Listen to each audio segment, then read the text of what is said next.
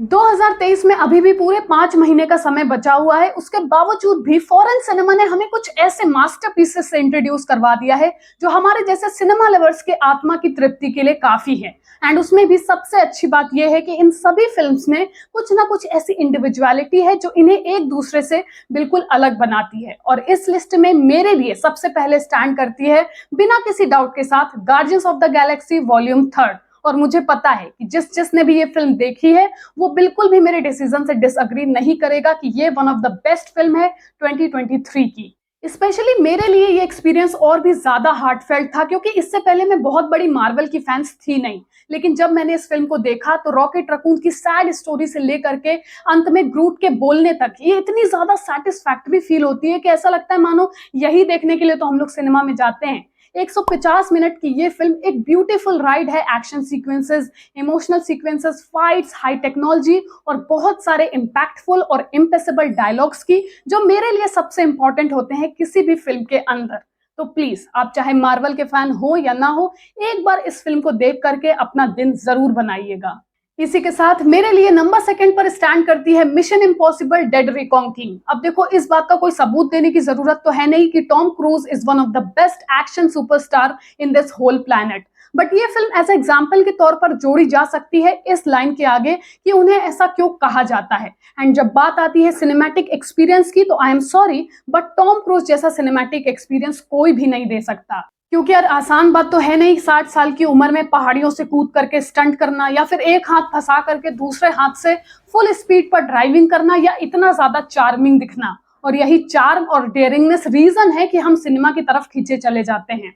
तो प्लीज अगर आप एक इमेंस सिनेमा लवर हो या फिर इमेंस एक्शन लवर हो तो ये फिल्म आपके लिस्ट में होनी ही होनी चाहिए। नंबर 3 की चॉइस डिस्ट्रेसिंग येट मीनिंगफुल है क्योंकि ये फिल्म है जोकिन फिनिक्स की जो आपको बुक माई शो पर रेंट करनी पड़ेगी। एंड ये अपने टाइटल को पूरी तरीके से जस्टिफाई करती है दैट ब्यू इज अफ्रेड। ब्यू अपनी जिंदगी के हालातों से इतना ज्यादा डरा हुआ है कि हर एक मोड़ पर अगर उसके साथ कुछ गलत नहीं भी हो रहा होगा ना तो होने लग जाएगा due to his mental thinking.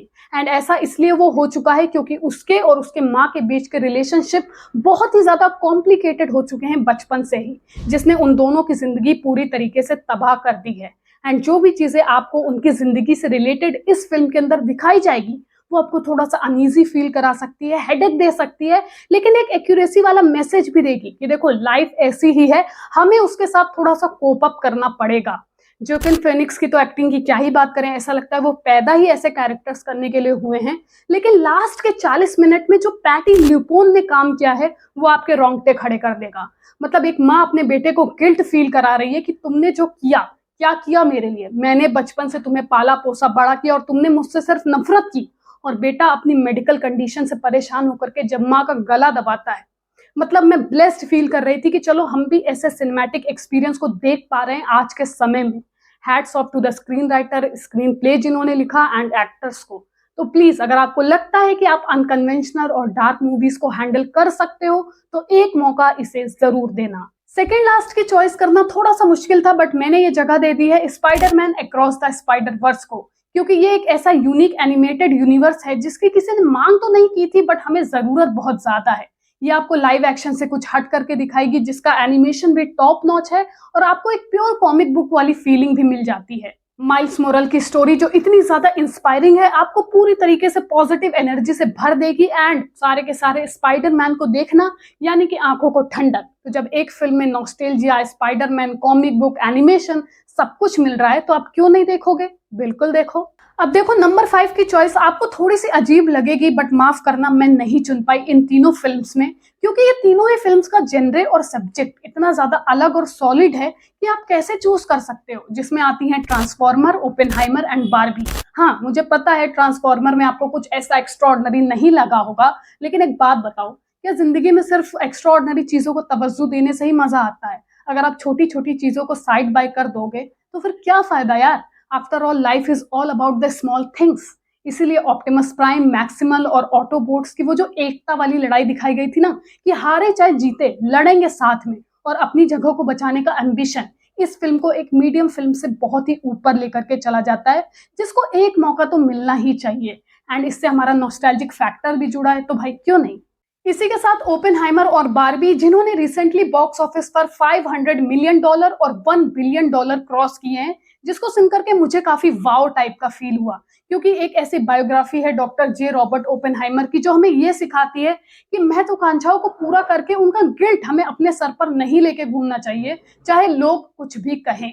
वहीं दूसरी तरफ बारबी ये सिखाती है कि जो ये प्लास्टिक परफेक्ट पेपर है ना, उसके अंदर पूरी की पूरी दुनिया खोखली है, जिसमें ना ही ह्यूमंस परफेक्ट हैं और ना ही बारबी। तो जो ओपेनहाइमर के डायरेक्टर हैं यानी क्रिस्टोफर नोलन, उनके लिए तो क्या ही कहना, वो तो है ही कमाल।